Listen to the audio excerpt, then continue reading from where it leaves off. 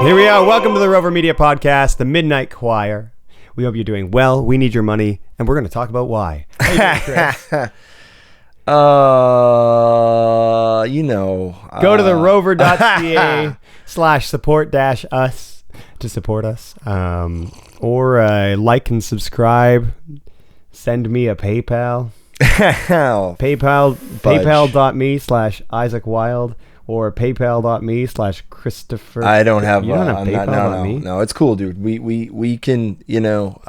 If you want to give me money, you can send me a give virement. Isaac You money. can give me a virement. Yeah. If you want to give Chris money, you can give him a virement as well. No, I don't. If you want to give both of us $10,000 each, we'll take it. Oh God. I won't even That's ask. going right into the debt void. I'm just gonna there's a big hole, and I'm just gonna throw the $10,000 at it. I literally won't ask. You could be mafia. You could be handing me that money, and I just be like, thank you.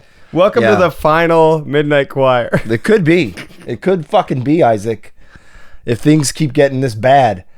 Do you mean like our conversation or just finances? Finances. I'm not worried about talking about poop. Yeah, how do you feel? We all do it. Welcome to the Midnight Choir. So Chris, tell us what's up. All right, so a month ago, I got my tax bill, and I owe the government both governments about 20 some odd grand each. And no, combined. Okay. What happens when you run one of these things? One of what things? Independent newsletter, news agency, whatever you want to call us. What happens is, or at least in the last year, we have seen a huge drop in, not a huge drop. We've seen a drop in traffic a little bit. We've seen a drop in people who can afford to pay because the economy's not great. It's rough. We've been, our revenue is pretty stable year over year. It's basically the same as it was last year, but to continue, we've had to produce a lot more to keep our revenue stable, and we've had to pay more freelancers. We've had to put more money out there. And so in the last year, we made about $120,000, and about $32,000 of that went to freelancers. My tax bill is around that amount. So had we not paid those freelancers, I'd be fine. But the mission that I had when we started when I took over the Rover's finances, because I used to be partnered with Ricochet, and then we went different ways. After I found out I was going to be a dad, I kind of figured, well, I need to control all of our funding, and I need to be able to provide for my family. And we reached an agreement, and we're cool today, and they do great work, and I love those guys. But that transition of divorcing from Ricochet cost a lot of money. And since then, but the advantage that I thought I would have, and what I wanted to do, was take the money that I would have normally been kind of sharing with Ricochet, take their share. They're like a local media. They're like a national media organization that have done amazing work. They just won, I think, a Missioner Award with Brandy Morin, the Indigenous reporter from Alberta. Anyways, they're an amazing agency. But I wanted to be in charge. I didn't want to, I wanted to take our money and say, look, I'd rather invest it in local, Montreal talent and in Montreal journalists. And I want to do that. And I want to work with people who feel like they can't get good long form journalism published anywhere in the city or in Quebec, French or English. And we did. We published award caliber stuff from good emerging journalists that hadn't really had a home to publish in before. Joe Bongiorno, one of our early freelancers, then got a job at CBC. He's now at Canadian Press. Diane Young did some amazing work with us. She's Eve Cable just won a national community newspaper award for her work with the Eastern Door. She got her start with us. Matilda Cerrone, who's at Global News, got her start with us. We want to be someone that we want to be an organization that develops local talent. And right now we're working with two excellent journalists, Neha Chalangi and Natalia Rivero is our other journalist. And so we've these are two women of color. Like, these are not voices that we often get to see in English Montreal media. So that element of like our mission, I'm so proud of, but for now we can't afford it anymore. And like, for now, like we have these two fellows who are working with us. So, Natalia and Neha, and like, they're paid by journalists for human rights. So that's fine. We can afford that because I'm not the one writing the checks. But, like, I have only paid you, like, I've paid you for the work we've done in the Rover, like for the photos you've taken and the videos you shot. But like this, you don't get paid for this. And no, I know, but the whole idea was to create an ecosystem, and we just don't have the money for that right now. And I don't think we ever really did, but I really wanted to, I really wanted to develop and foster talent. And I didn't expect, when all of this was happening, like, I hadn't planned on becoming a dad. And that is the greatest experience I've ever had in my life, but it's also, pretty expensive. And when I started the Rover, I didn't plan for like, has a girlfriend, I was talking to my dad last night. We were talking about this. I didn't plan on having a girlfriend, and I didn't plan on having a kid, and both of those things, like, and so now I have a family and to support, and that changes the calculus. But I always just like, if it were just me, I could live on peanut butter and jam sandwiches and sleep on your couch and still do this. Even if I'm almost 40, I could do that. I've always been able to live like that, but I don't want my kid to live like that. And I'm getting to this point with the Rover where I think, like, it's the first time in a long time that I've considered stop quitting, or that I've considered, like, it's taking way too much out of me to like keep up with all this financial burden. And it's happening at a time that our reporting is exploding, and that we're doing really well, and that we're getting, our reporting on the illegal dumping in Ganazadage was quoted by the CBC, and quoted by Radio Canada yesterday. They like repeatedly said, like, hey, every source we spoke to said, hey, go read the Rover. And I really, Delphine Jung wrote that piece, and I really appreciate Delphine taking the time to do that. It's just a few words in like a long piece, but it means a lot to me. And so like our shit and like stuff is actually starting to happen on that file. We collectively, La Presse, Radio Canada, the Rover, all the outlets that have been putting pressure on the government over the illegal dumping issue in Ganazadage, we might actually achieve some change on that file. Not us, like, oh, the media saved it, but the sources who worked with us and the people on the ground fighting for change actually might have achieved change. So it's a really weird, bittersweet moment for me, because on the one hand, I'm really proud of the work we're all doing, of like our place within the media ecosystem, right? Because the Gazette isn't reporting on this, not because they're bad, but they just don't have the resources. They can't take someone. They're kind of bad. No, I love the Gazette. I think the company that owns them is evil, but I love the Gazette, and I think they do. Who does healthcare reporting better than Aaron Derfell, and who knows City Hall better than Linda Gulai, and like they have Michelle Lalonde, like they have some amazing reporters there. Renee Brumer, I can name them all, right? They really do, but I think they have to make these decisions about what they cover. That's like, look, all right, Chris did the story. He obviously, he's had contacts in the community for a while. Can we create something comparable that's not just us like copying his story? And I think they have made the decision that they just don't have the time. They don't have the time to go and develop sources and earn trust. And so they won't do it. And it's not because they don't care. It's just because they're in survival mode too, right? They're suffering too. They're always on the brink of financial collapse as well. We all are. There is no media outlet in North America that isn't struggling right now. Even the New York Times, which is profitable, is struggling. So we're not the only ones living this crisis, but in my case, it's just hard because you're the reporter, but you're the publisher, you're the owner, you handle all the HR stuff.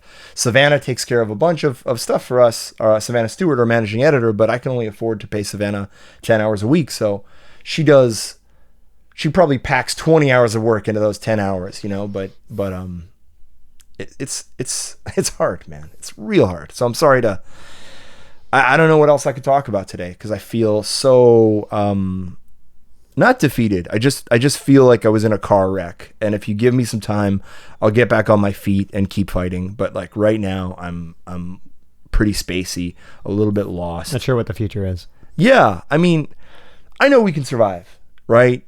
But I don't know if I have the energy to keep like for my baseline to be like we're surviving. Like it's a hard thing to not feel yourself like we've kept our head above the water for 4 years. We've had a project that has made change and has won awards and has made an impact in our community, but that's not a giant money-making endeavor, right? Like, and so it's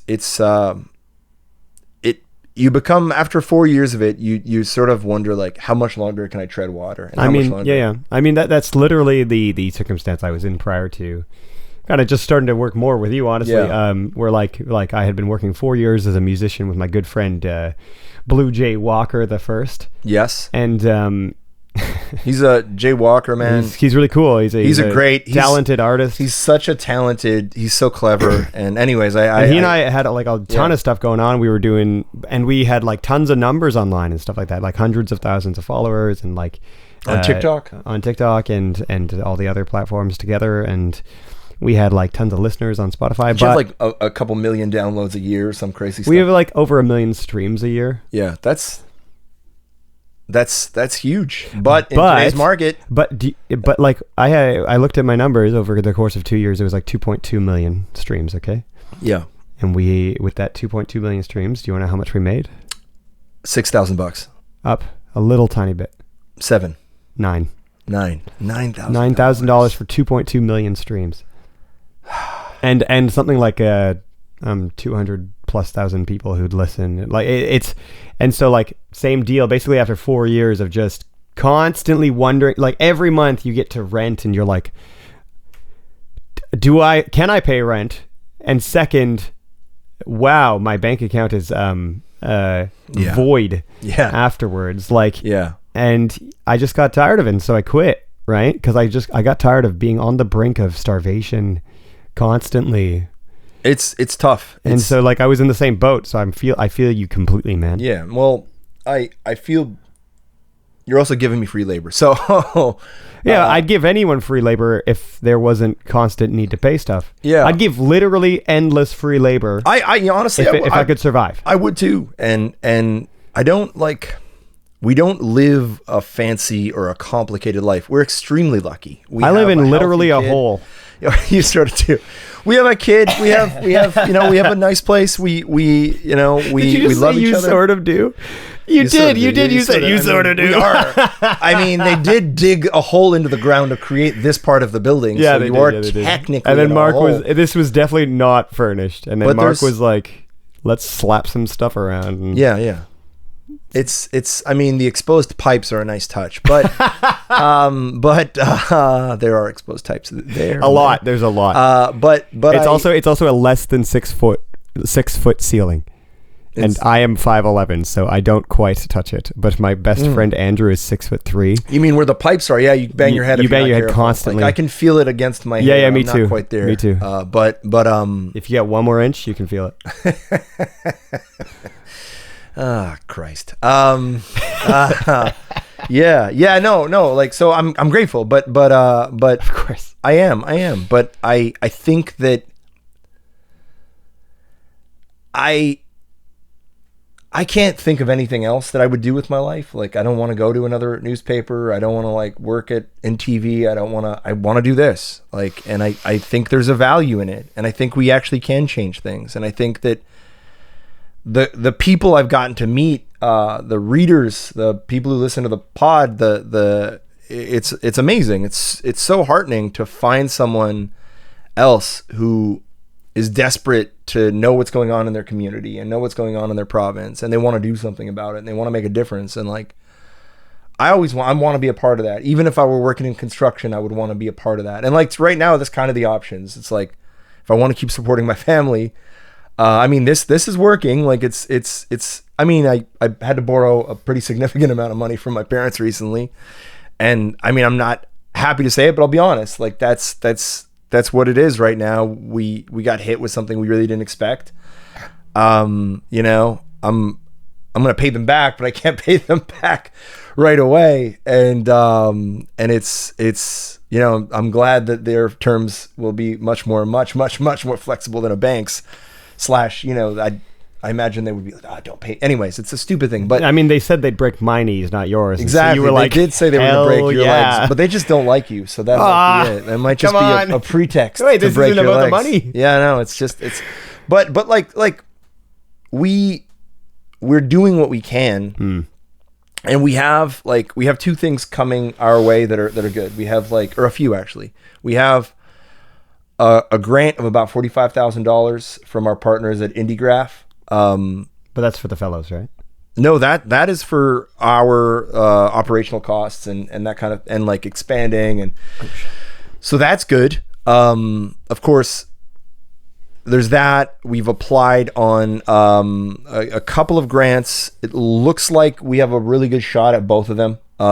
So things, you know, and of course, and Google, you know, which recently awarded Google has $100 million fund for Canadian journalism, because the root of this latest part of the media, one of the media crises, is that a year ago, the Liberal government's Bill C-18 came into effect, the bill that would tax Facebook and Google and Instagram for sharing Canadian news content.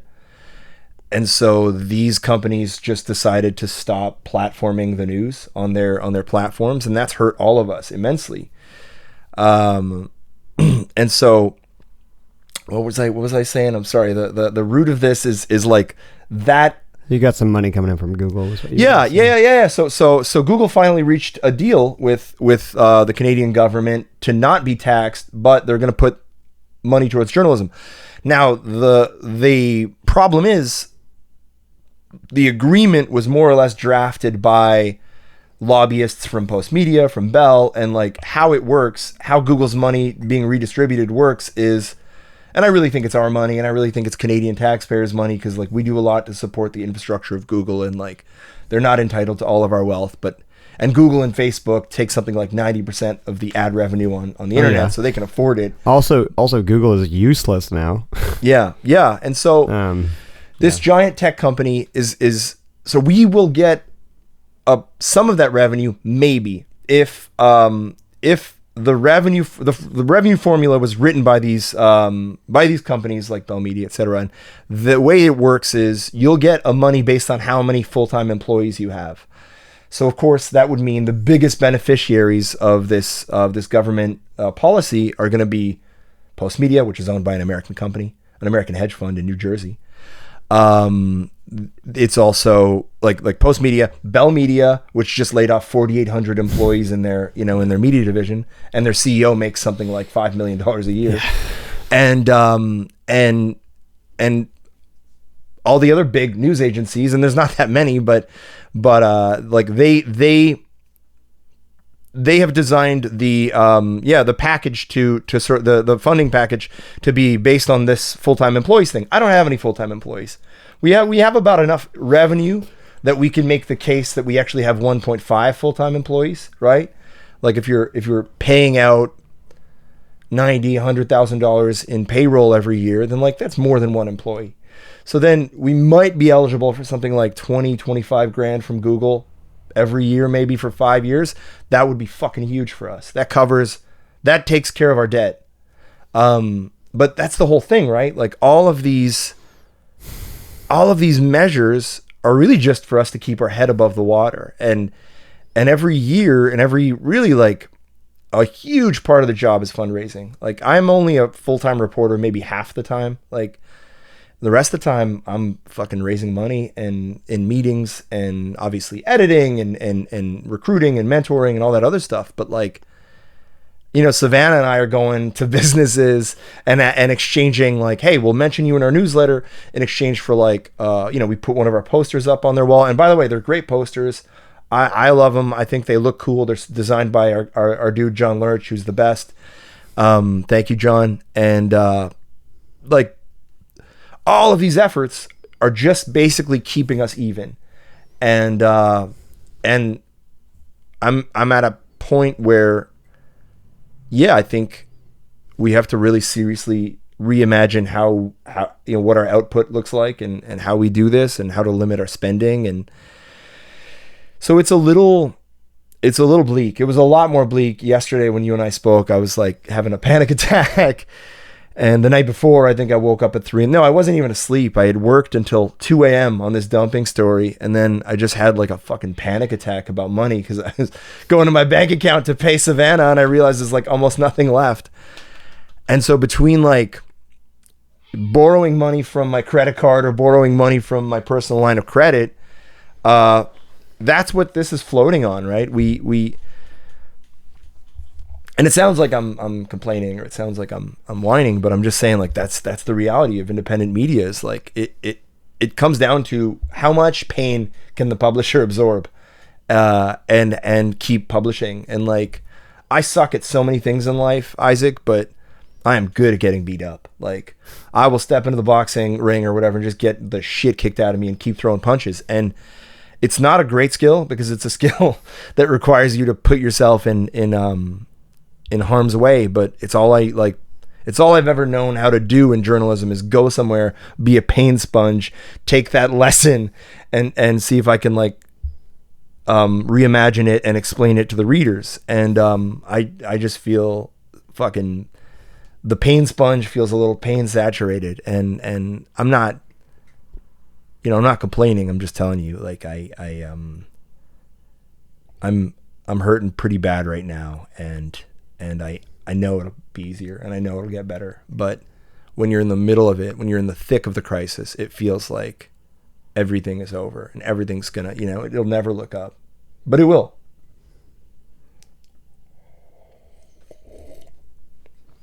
So what do you think will happen?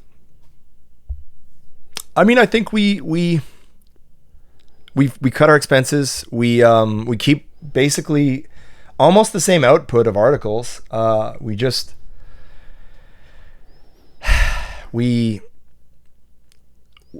don't spend money we don't have. And for a long time, to keep it working and to keep my bills paid, I was chasing. I was using future money to pay yesterday's bills. And then one day, you're expecting the grant money to come in on Tuesday and it's coming in 2 weeks or whatever it is. And you find yourself with this enormous gap in your what you're making versus what you owe. And you have to kind of shut down the factory for a day and figure out, all right, how the fuck are we gonna get out of this one? And we will. But yeah, I think the reason I really want to talk about this today, and it's taken maybe 26 minutes for us to get to this point, is that we are living in a time where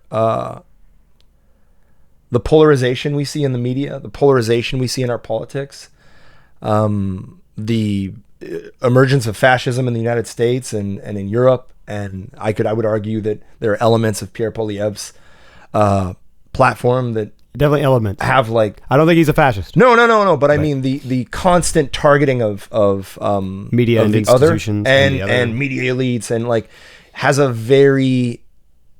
It has that echo to it of like of how fascists think and how they operate politically. Yeah.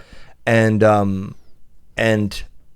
like Benito Mussolini's famous quote when he was asked like, well, what is the core value of fascism? And he was just said like, we are going to govern Italy. That's it. They don't really have core beliefs other than they hate communists, they hate socialism, they hate peasants, and they work with the rich. And I think that we are in a time where, what was the income inequality stats? I sent you this thing that said, Yeah. My phone's up there. 80%, or sorry, 20% of people own. No, it's 0.02% of the population in Canada, the highest 0.02% of earners. And earn is a very fucking big word here. Make all of the wealth of the 80%. They make as much wealth. They have as much wealth as 80% of Canadians Combined. And that is not a recipe for a healthy society. That's not a recipe for a healthy democracy. That is why so many people are attracted to ideas like fascism. That is why so many people, and I kind of include myself in here, are being radicalized to believe like, look, this, not radical, yeah, like capitalism is not working for most of us. Most of us are way behind. And no matter what you do to like boost little adjustments you might make in tax credit incentives or childcare or none of these are helping. Like, we're just rearranging chairs on the deck chairs on the Titanic, you know, like 0.02% of the country owning 80%, as much wealth as 80% of Canadians is insane. And we're catching up to the United States, and you see what's going on down there. And a whole lot of that violence and anger and is fueled by poverty. And, you know, like, I believe 2 or 3 years ago, or around the beginning of the pandemic, it was something like 45% of Canadians are struggling to get by paycheck to paycheck. Yeah. They haven't, I don't think they've taken that same survey since then. But I would imagine that number is probably over half of us. You know, if some disaster was to befall us, if somebody got sick, if somebody had to stop working, if someone got laid off, if someone's employment insurance benefits ran out, they would be on the street. And our homeless population in Montreal has doubled in the last 10 years. Yep. In Quebec, it's basically doubled. There were 1,300 households on July 1st this year who didn't have a home yet to live in. 1,300 households. What are they doing? Across Quebec. Only 147 of those are in Montreal. The rest are in towns that have almost no resources to help the homeless. So with that, like, every year that number is increasing, or like for the last 4 or 5 years, every year that number has increased. And, you know, the amount of people every year, families, people who might live in their car instead, you know, like it's really, for those who are suffering right now, the suffering is insane. And I think the role that we play in this is diagnosing the problem, you know, like as media outlets, like, well, why are things so tough? And in Canada right now, probably one of the biggest threats to that are these increasingly, maybe not authoritarian, but I don't know what I would call it. The governments like the Coalition Avenir Québec, Pierre Poilievre, Bruce Arthur. Do you consider them anti-democratic? I consider them hostile to. I consider them hyper-partisan. Yeah, hyper-partisan. That's a good word. That's a good word. Hyper-partisan on steroids, where like there used to be, I think, a consensus in politics where when you win, you're not just governing the people who voted for you. You're governing everybody, right? Yeah, that's not the case anymore. No, but I mean, of course, when I say you govern everybody, there were, you know, for over 100 whatever years in Canadian history, everybody didn't include Indigenous people, right? You know, people of color, immigrants. Like, it included sort of your, you know, white Canadians. It's changing now, but they're like, if I pull up some stats real quick, I think one of the reasons, like, people like Poilievre and people like Smith, in Premier Smith in Alberta. Danielle Smith. Danielle Smith, yeah, thank you. I was on her radio show years ago. She used to have a radio show. Oh, yeah? Yeah. What was she like? Nice, I mean. I'm sure she's nice. Well, she's nice, but is she kind? I mean, she doesn't have a heart or a soul. Are you dehumanizing the Premier of Alberta? Fuck the Premier of Alberta. She doesn't like my people. No. She is trying to bend the Constitution to get rid of trans folk. Yeah. I'm okay with saying fuck a woman who's doing that to my crew.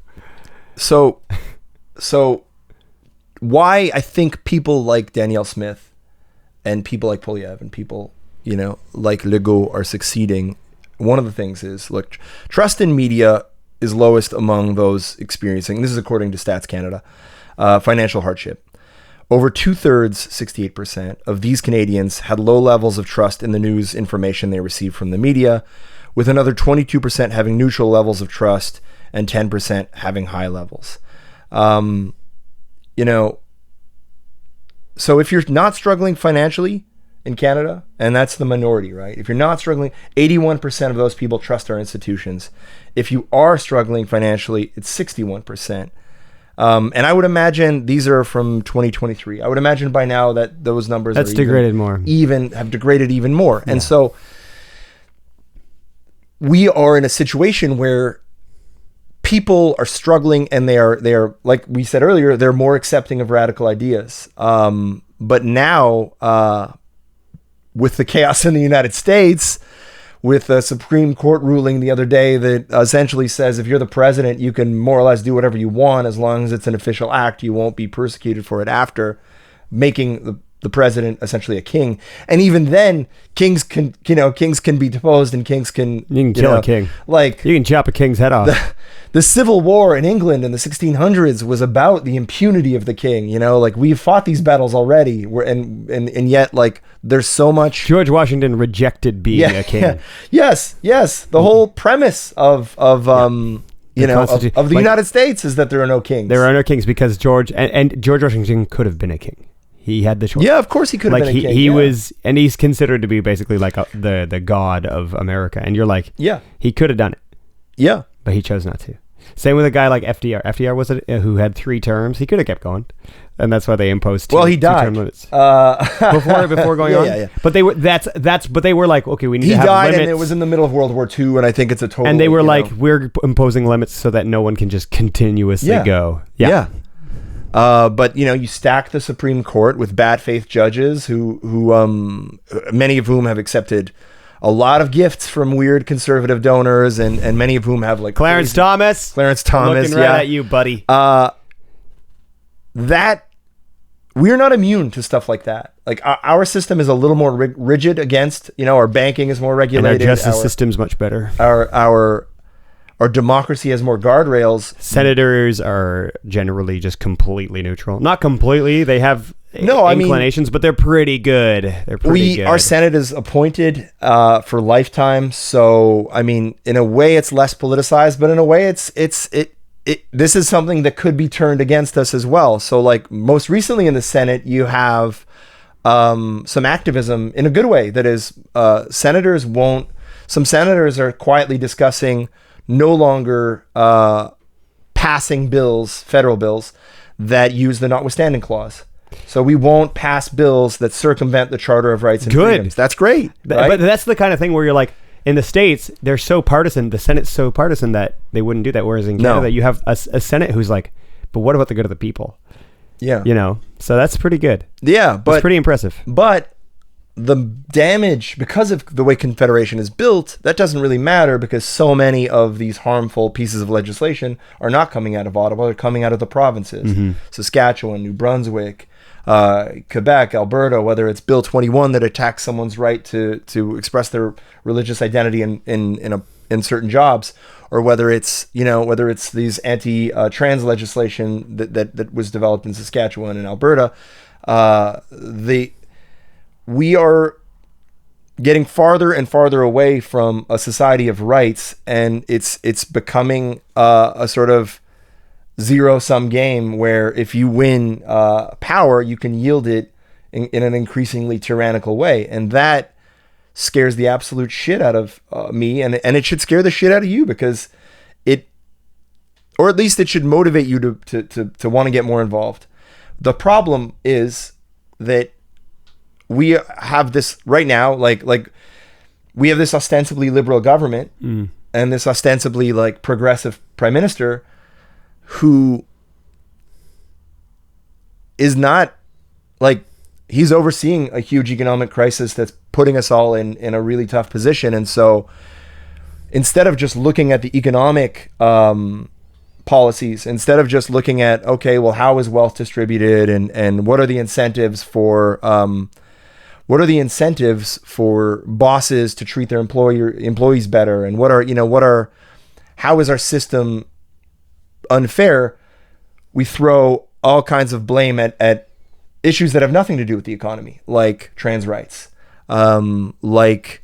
Is this what always happens when there's like an economic crisis this bad? Genuine question. Yeah, I mean, in 2007, what was it like? So I was pretty young. So 2007 to like 2011, you have the emergence of the Tea Party, right, in the United States, and the Tea Party. Obviously, they're referring to the Boston Tea Party in the 1770s, where, you know, an act of protest against England. It starts the Revolutionary War in America. But the Tea Party stands for taxed enough already. And they this was it was presented as, hey, we're being taxed too much. The government's taking too much of our money. And by the way, the United States, people don't pay that much. Like taxation rates are fucking low in the United States. But the religion of free market enterprise and capitalism is such that any kind of taxation is seen as bad. But all of which is to say, it started off as, hey, we're being taxed too much, and it became very much about Obama is a secret Muslim, Obama is from Kenya, Obama's birth certificate, which led to the how did Donald Trump arrive on the political, because he was a birther. Yeah. And that's how he started to get credibility in the Republican Party. And we're not immune to that either. How many people in Canadian conservatism believe that Justin Trudeau is a pedophile, or that he's part of Chinese a pedophile spy? Yeah, or he's a Chinese spy, or that he's crazy. He's Fidel Castro's son. What the fuck? Yeah. I mean, the amount. You're not going to address that. You're not going to address what I just said. That he's Fidel Castro's son. He looks like it. You'll look online. Fidel Castro I've seen it. I've seen the. It's so funny, dude. It's that we can't just. It's weird. We can't just we can't. The argument can't be that okay, he's not a great leader. He's too easily swayed by his team. He's trying to be all things to all people. He isn't taking an assertive enough approach on the environment. He isn't taking an assertive enough approach on human rights. He isn't understanding the migrant crisis in the same way that a lot of the provinces are experiencing it. He's a little detached. He's a little aloof. He has a tendency to seem like the rich kid who kind of got in off of his dad's accomplishments. And see, these are all legitimate. We can question his leadership and what he's done, but with the conservatives, it's always, or with people who are desperate and who don't trust our institutions, it often degrades into this kind of fanaticism where we wonder, oh well, is Justin Trudeau secretly evil? And I think the same can be said about our we look at Polyev and he's this uniquely evil brand of conservative. He's basically a little bit more over the edge than we're forgetting Preston Manning from the Reform Party. We're forgetting some of the wild shit Stephen Harper said and did. Y'all remember Andrew Scheer, bro? Andrew Scheer was problematic. Aaron O'Toole was pretty chill, actually. Yeah, Aaron O'Toole was trying to bring it back to some orthodoxy. Yeah, well, they're trying. The thing is, they're both the liberals and the conservatives are trying to appeal to this elusive voter that no longer really exists in a significant number of people. They're trying to appeal to the average Canadian, the middle class Canadian, and the middle class is disappearing. The center is no longer holding. A country that defines centrism as, all right, well, homeless population can double within 10 years. Half of the country can live one paycheck at a time. The majority of the country can be on the brink of poverty.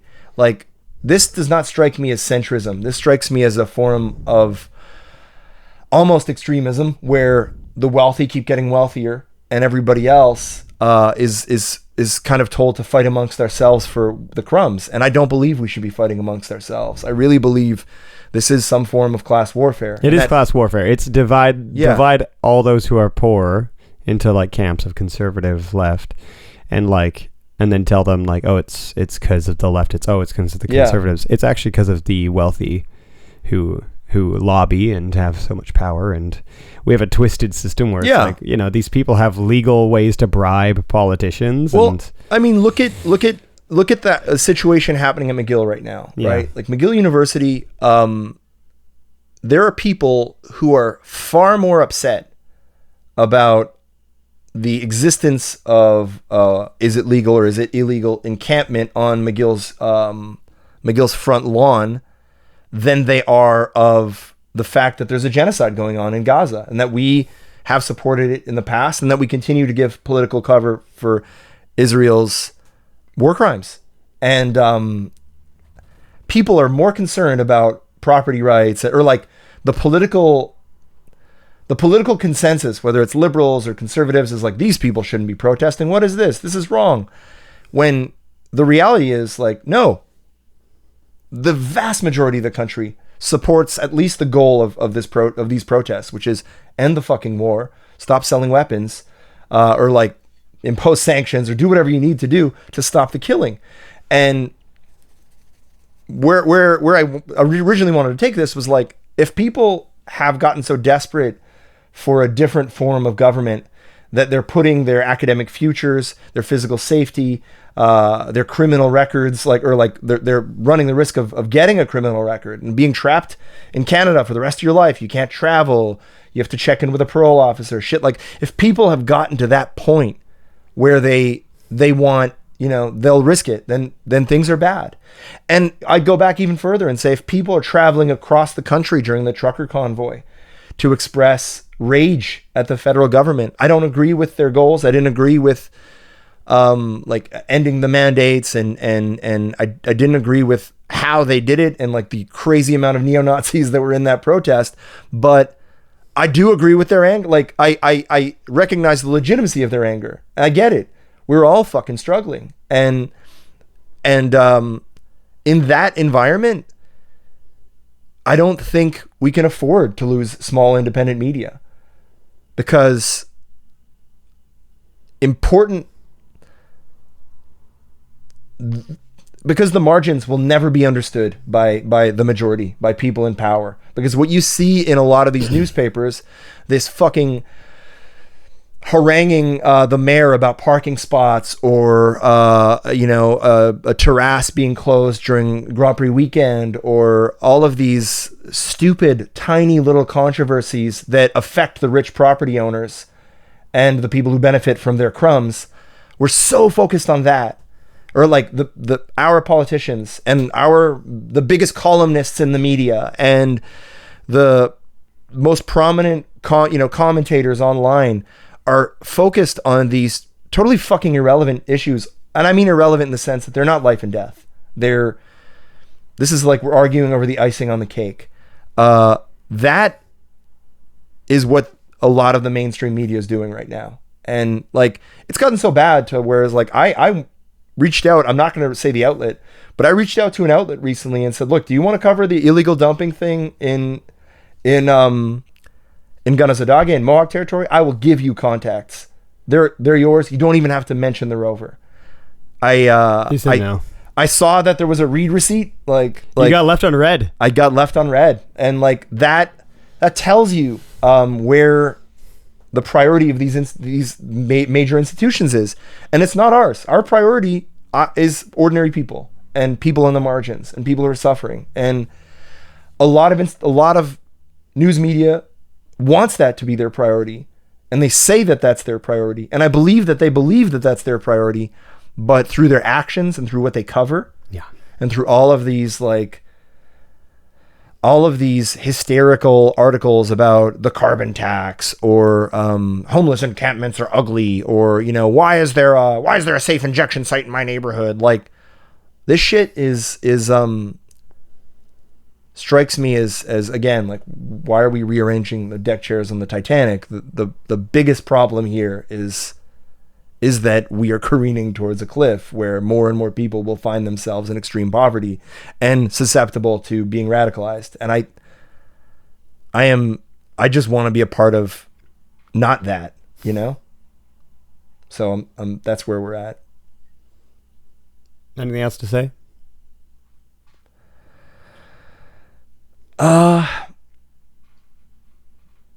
Look, man, if this ended today or tomorrow, I'm so lucky. Like, I got to travel in like 15 years of doing this. I got to go to Ukraine to cover the war. I got to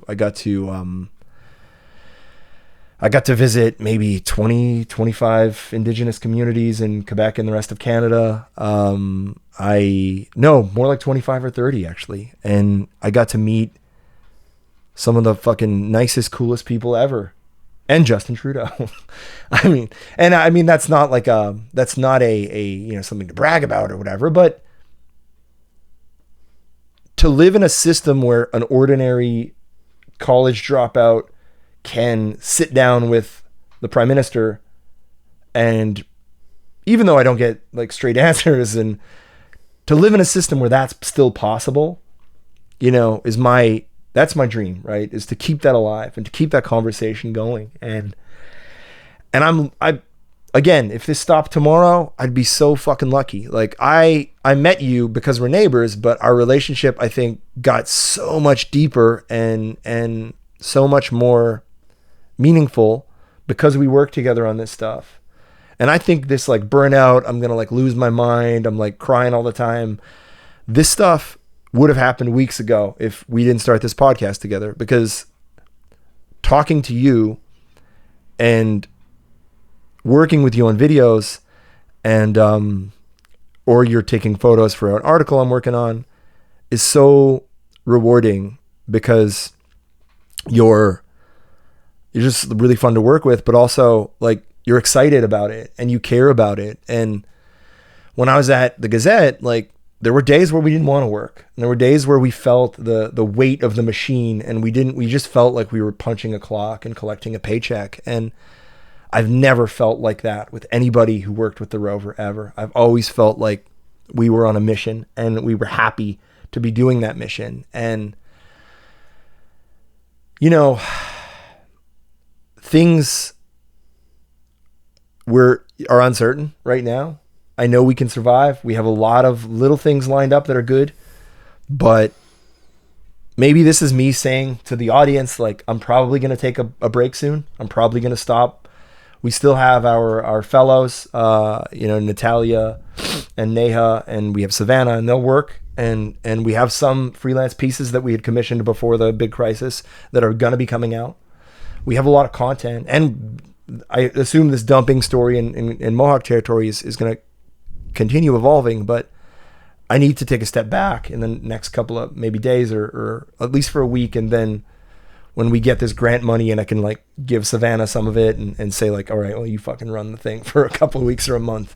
Until that happens, like I still have to keep a pretty firm hand on the ship, but I'm going to need to take a break soon, because I'm starting to feel myself like I feel numb all the time. I don't sleep. I sleep maybe 3 or 4 hours a night. I can feel myself being less patient with my daughter. I can feel myself being less patient with myself.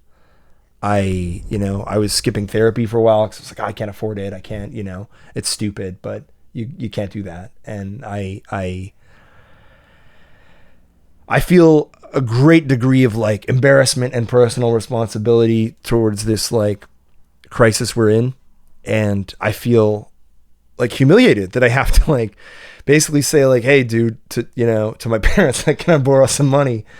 And I feel like I've failed, in a massive way, but that's just how I feel, and I don't necessarily think that reflects what reality is. So that's where I'm at. And I know it's going to get better. I hope.